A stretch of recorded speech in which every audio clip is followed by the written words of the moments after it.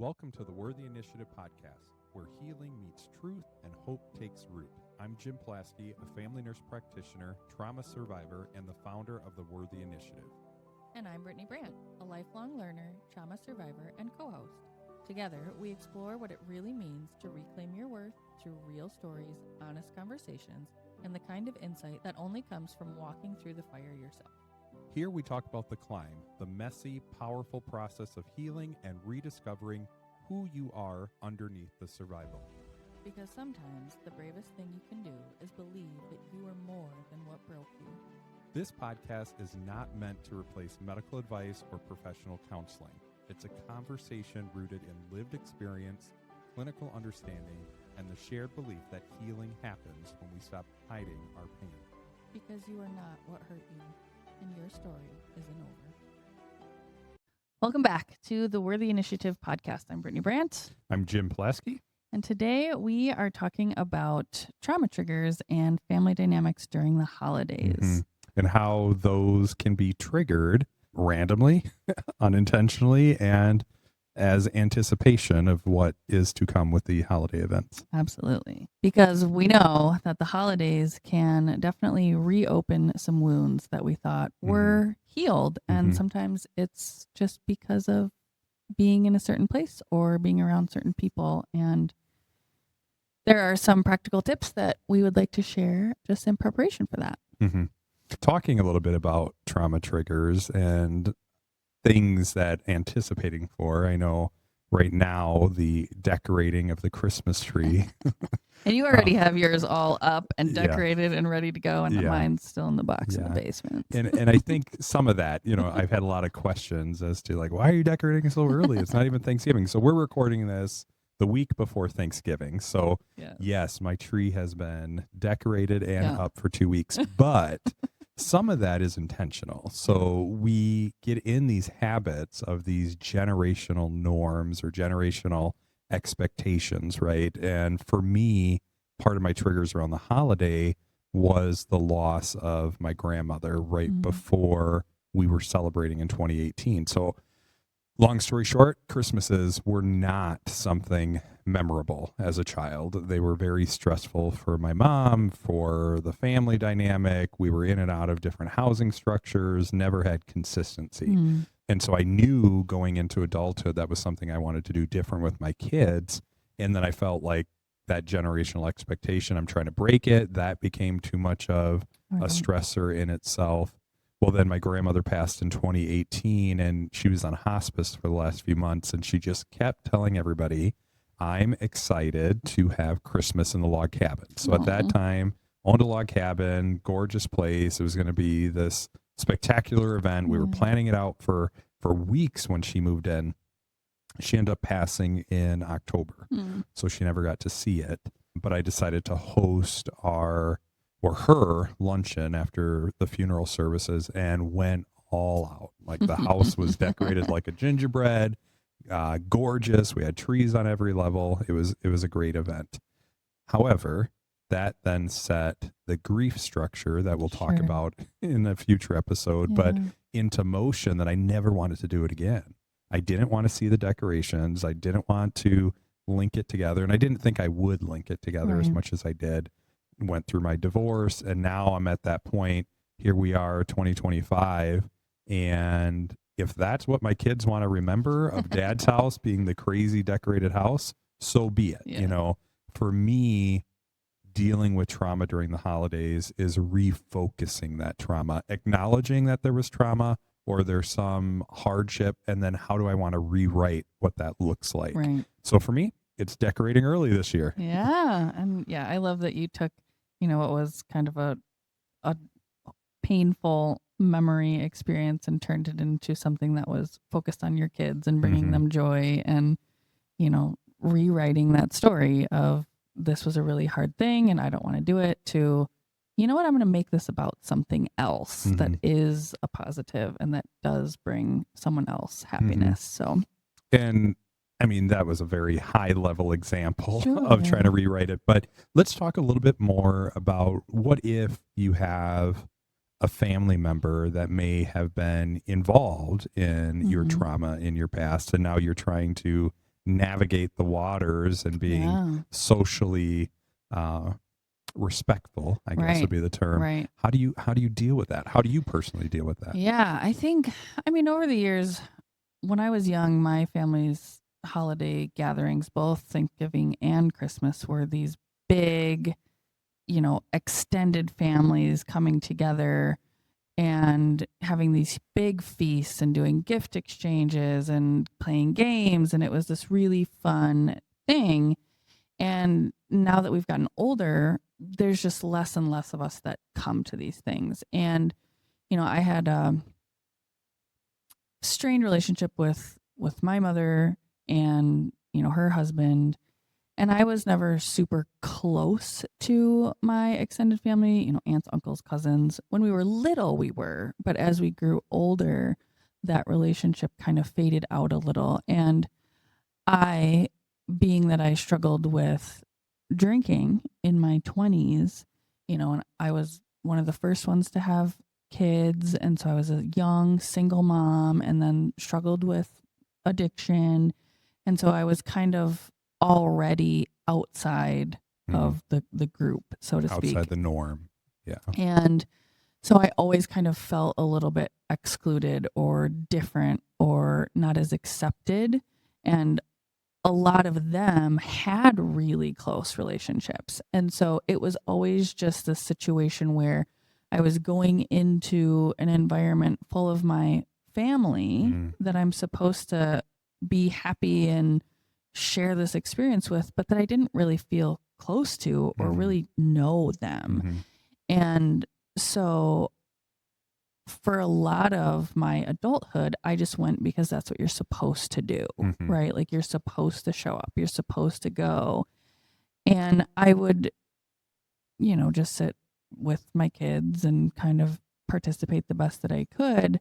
And as, in the last couple of years, it has been, I don't stay as long. My family, a lot of them also drink. And so it's just not a comfortable environment for me a lot of the time. It's gotten smaller and smaller, and the games are not the same. And you can tell kind of everyone is just distant more. And so for me, it has kind of come to a place now where I question if I'll continue to even participate at all. And coming to the acceptance that it is okay to choose that. Right. Like we don't have to go be around people or situations that aren't comfortable or I'm not saying that like my family dynamics is unhealthy, but we don't have to choose to be around situations that are not healthy for us or that don't add value to our lives just to appease other people. And I think that has been something that I have learned. And, I've done sober Friendsgivings. And so I'll probably do something like that again, because for me, there's that sentiment, right? That like blood is thicker than water or whatever. But I have learned kind of the opposite, right? Like I have friendships that are much more in depth and meaningful and deep than what I have with a lot of my family members. And so I would rather spend time with people who genuinely love and care about me and make our own traditions than just show up somewhere because I'm supposed to. Yeah. And I think that's a great point to make is reframing the trauma and then owning the trauma. So in that case, creating an environment where you do feel safe and rewriting the tradition. That's okay. Right. Moving forward, where do I feel supported, protected, and feel like I can thrive? For me, that looked like when I'm in college, I'm not going back to spend time. I missed a lot of holidays with my siblings. One, because I felt guilty leaving them in the situation as I moved out when I was 16, but then also having to go back to the house and be there with my abuser. How do I comfortably sit in the room and pretend like nothing happened? So my choice at that time, one, it felt like a mask. I'm in a better situation. I don't want to be pulled back there. I carried a lot of guilt for it. But then in counseling, learning, no, that's not a problem. That was me rewriting how I wanted to move forward with not only relationships, but respect for myself during those situations. So I love the idea of Friendsgiving. I think that's a great idea. For me, it turned into, after the abuser was out of the situation, hosting events, because I'm not now going into the environment that would be a trigger for me. Now I'm creating a new tradition. And so to this day, I still celebrate with my family.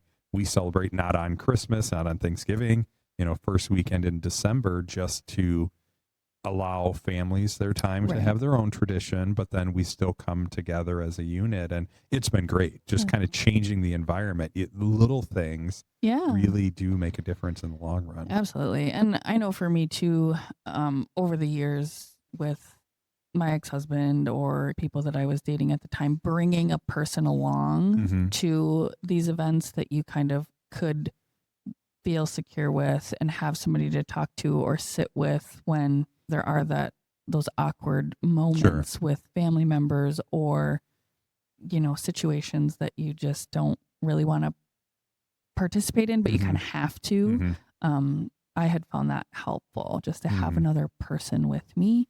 I have brought friends with me too over the years to my family's Thanksgiving, and it just helped kind of cut some of that awkwardness a little bit, because there is someone that I could trust, that I was close with, that was more of like a buffer. So, that I think is a good option for people that do feel like, I don't want to not go, but how can I go and still get through this or process this differently? And like bringing somebody with you is an option. And then taking time afterwards to kind of make space for yourself to process or recover if something was triggering, I think is important. Yeah, I agree. And I think that leads into the concept of boundaries. Yeah. So having those healthy boundaries that are acceptable to say, no, I'm not going to participate, or I'm uncomfortable in this conversation, I'm not going to participate. I think a lot of times we get back in, and for me, it was, I would get back into that situation. I'm a 36-year-old, 6'1", 200 and too many pounds to say guy. But when you're in those situations and there's that weird, especially if it's a parental figure, you almost feel like a child again in some of those situations, and you sink in, and then realizing, no, that's a trauma response. I don't have to be this small child who can't protect themselves. I do have a voice and authority now. So that was hard. And I think that I didn't fully understand until I read the book, The Body Keeps the Score. Yeah, great book. And realizing how much my nervous system controls my response, but my brain doesn't necessarily recognize that trauma isn't current. Right. Yeah. The difference between, your lizard brain and your functional brain that makes the decisions for you. Your trauma gets stored down in that lizard brain. That's that flight, fight, freeze, or fawn section of your brain before it gets up into processing thought. And you get that racing heart, sweaty palms, and you're thinking, anxious thoughts. I'm okay. Why am I feeling that? Because your body is going back to those past experiences, and you have to be able to recognize that, but then also know that that's a normal response. Yeah. And you don't have to stay in that response. Exactly. So I think same for me, it's that anxious feeling that, oh my gosh, I don't want to be in this situation, just that anxiety that comes up. And over the years, being able to be like, okay, I understand what's happening now. I am in a triggered state. Now what do I do? And being able to look at the situation objectively without emotion and say, is this a good thing for me, or is this not a good thing for me? And what choice do I have in this situation? Right. And the boundaries. Right. Being able to then say, okay, I'm going to separate myself from this because there is something here that's triggering. Yeah. And for me, that was just not going. creating new memories, new, even, going through my divorce and breakups. And, there's so many layers to holidays look different post relationship as an adult, but then also when you carry luggage from your childhood. I don't want to call it baggage. Baggage, we have annotation that that's a bad thing. Baggage isn't a bad thing. It is the awareness that I have it with me. That, no matter what I do, my past is my past, but how do I create the future that I want? Get that wheelbarrow out. Get that wheel. We had this discussion the other day, and I said I have an acre of property that I feel I have so many bags buried in. But anyways, the nature of it, though, just recognizing that I am in control, and I do get to change my destiny. My destiny isn't determined by my generational experiences, by my childhood, by my trauma. I own my future. Nobody can take that from you. It's your response. Yeah, we should definitely do an episode on breaking those generational, for sure, traumas or curses or patterns or even norms, right? Because a lot of people don't recognize that it is a generational impact until everything's hindsight. I'm drawing a blank on the analogy that everybody says, but 2020 vision and hindsight. There we go. That once you're aware of it, how are you changing it? I want to create holidays that are supportive of my children, that they remember as being amazing. Dad always did X, Y, and Z. I think for the first time when my grandmother passed is when I realized that magic that you felt, especially around Christmas, was my grandmother. Sure. It wasn't Santa Claus coming down the chimney. It was who that, and as a kid, you don't recognize that. But as an adult, when you lose that tradition that you had as a child, you step into that role. And what do you want that to look like for your children? And it's one of those processes that I think we're all coping with, Oh, absolutely. I mean, you get a whole giant family together in one place, and there's bound to be something. There's a reason why we only celebrate Christmas once a year. So I remind myself of that. Yes. Yeah. I mean, even in, like holiday movies, right? There's always some drama somewhere. There is. Even in the most put together looking families and situations, there's always something. And so just being aware and also recognizing that people, adults, are humans and they process things differently. And some people have more awareness than others. And so I think for me specifically, one of the things that has helped me process through some of the holiday things is recognizing that I know that I am a very self-aware person. I have tools in my tool belt that some of my family do not have. And so I have to give them a little bit of grace because people are all at different points in their journey. And some people are not on a healing journey, and some people don't want to do that. They don't want change. They're comfortable where they are. And so the ability for some people to even recognize that there is an issue just isn't there. And so being able to, in your own self, step back and be like, you know what, they're their own person. They have their own journey, their own perspective. I can only control my own. Yeah. And saving space, allowing them to process what they're going through. And I can't control their response. I can control my response to them. And then there's that other side of it, right? So we have a very empathy driven nature. I think anybody who's been through trauma, who's been through counseling, you develop these traits that allow you to empathize with others. But then I have that other side of me, right? The part that's being triggered, and call it a masculine trait or whatever you want to call it, that also says, no, I'm not going to tolerate that. I'm an adult. This is my home. There's that fine line, right? And making sure that those boundaries are strong. that you are supporting yourself while also supporting that person. And maybe it isn't the favorite thing to do. A trigger happens, an argument happens, they happen on holidays all the time. Asking that person to leave, is okay. It's not a situation. Or removing yourself. Yeah. So I think it falls back on that boundary structure. Yeah. And I mean, as we both know, like, it's hard to develop boundaries and it takes courage and getting to that point in your life where you do recognize, like, I'm not that small child. I have a choice and I have a say. And if I don't want to participate in this type of situation, I don't have to. And I have found level setting to help. And what I mean by that is going into the holidays, going into those first traditions that you're trying to change.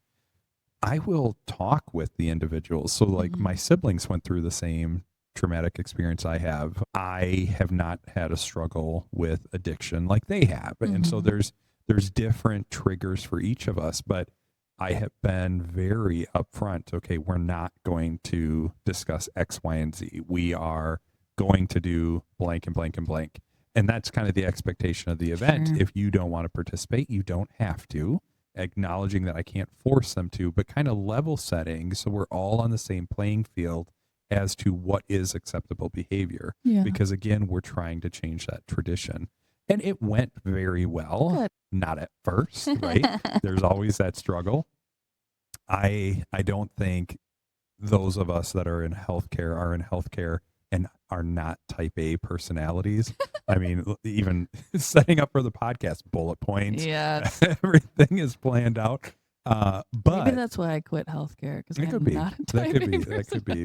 But type A has helped me kind of boundary set, but then also survive through certain experiences, because now I set my expectations. Sure. And I think, that's a good point to touch on too, because there's an element of perceived control, right? And so there's a balance between setting expectations and trying to control the situation and being cognizant of that like, I cannot control anything outside of myself. And so I can relay my personal expectations, but understanding that it may not go that way and that's okay. And being able to let that go. Right. Oh, I 100% acknowledge that my control nature is a trauma response for years of not being in a situation where I could be in control. So I 100% agree with that.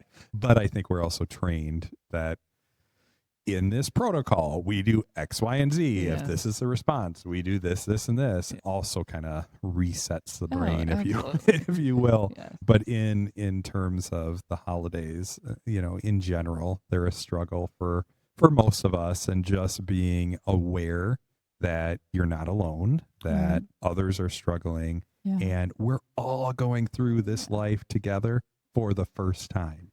I tell myself that all the time when I struggle with something that my mom may have done or didn't do, or she's not as passionate with a grandchild or whatever it may be. I just remind myself, this is her first time going through this too. Let's be gracious. I can control my relationship and how I want this to go, and embrace that. Yeah, I think that's good. And just, remembering that we all are on our own journeys and every single one is different, and families are messy. When you have people that are that close, there's going to be messy stuff, and that's okay. Yeah. So with that, I think it's good to kind of offer our listeners a suggested boundary plan. So something that you could potentially do ahead of time, to honor yourself and say, here's what I'm going to do this year. I am only going to stay for 2 hours. I am not going to talk about these specific topics. And if someone brings it up, I have the right to say, I'm sorry, but I'm not talking about that. Or let's talk about something else. There's oftentimes pressure to spend a certain amount if you're doing a gift exchange, and just communicating ahead of time. I'm only gonna, we're doing something small and simple this year, and then just communicating to the host ahead of time. Hey, we have plans after this. We're only going to stay from 4 to 6. Or I'm only going to pick one family event to go to this year. And putting all of these things together ahead of time so that you have a plan going into it. So that once you get to a place, you can be like, oh yeah, I made a boundary for this. I need to honor myself and stick to it. I don't have to talk about how much weight I've lost or how much weight I've gained or my new job or my new partner or anything that I don't want to talk about. And that's okay. I agree. And I think for the listener out there that may feel they need the permission, you have permission to say, I don't want to go. I am going to stay home this year and I'm going to do the holiday my way. Absolutely. And you can, if your family gives you a hard time, we chose to start a new tradition this year and we're just not going to make it. And there's always that guilt factor. Most of us feel guilty if I don't participate in X, Y, and Z. I personally, like I said before, took that host responsibility, adjusted it, made it my own, so that way it was a new tradition. But I saved space for my own tradition with my own family. So we may not get to pick the families that we were born into, but we do get to pick the families that we spend time with moving forward. And how much time we spend with them. Exactly. Yeah. So you have permission to say no. You have permission to control your destiny, and using these tips and tricks are just one of many things that you can do around the holidays that will really help make it a little less stressful, a little bit easier for you to cope with. Absolutely. And that's our goal. Absolutely. And always, if you need support, feel free to reach out to us or, have somebody on standby, a friend or someone that you do trust, and just let them know, hey, I'm going into this family gathering. I don't know how it's going to affect me. Can you be available if I need somebody to talk to? Or, making space to talk to somebody afterwards is really important. I think that's a great point and a great ending point for today's episode. So we want to thank you for joining us on this journey, and just want to remind you, you're not alone. Feel free to reach out to us on our socials and stay tuned for more episodes. And happy holidays. Thank you for joining us for this episode of the Worthy Initiative podcast. If today's conversation spoke to you, please share it with someone who needs to hear it. Follow the Worthy Initiative on our socials and subscribe to our YouTube for more stories, live events, and tools for your healing journey. Remember, healing isn't a destination, it's a climb. And every step you take matters. You are worthy. The Worthy Initiative podcast is intended for educational and inspirational purposes only. The views, thoughts, and opinions expressed by the hosts and guests are based on personal experiences and professional perspectives and should not be interpreted as medical advice, diagnosis, or treatment. Listening to this podcast does not create a provider, patient, therapist, or client relationship with any guest or host, including Jim Plasky, APRN. Always seek the advice of your physician, licensed mental health professional, or qualified healthcare provider regarding any medical or psychological condition. If you are in crisis or need help immediately, please contact your local emergency services. Call or text 988 in the United States to reach the Suicide and Crisis Lifeline, or reach out to a trusted professional or support network in your area. The Worthy Initiative podcast explores sensitive topics related to trauma, healing, and personal development, which may be emotionally triggering for some listeners. We encourage self-care, boundaries, and reaching out for professional support as needed. All content is the intellectual property of the Worthy Initiative and may not be reproduced without written permission.